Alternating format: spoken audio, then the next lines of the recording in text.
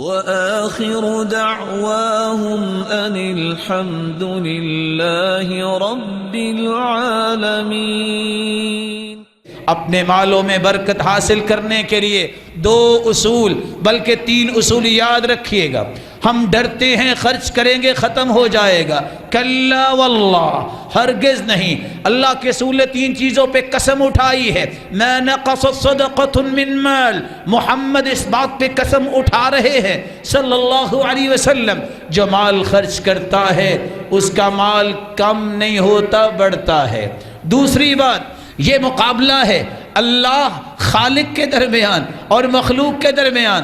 اللہ فرماتے انفق علیک، چلو میرے بندے تم میری راہ میں خرچ کرو، میں تجھ پہ خرچ کروں گا، دیکھتے ہیں جیتتا کون ہے۔ کون جیتے گا؟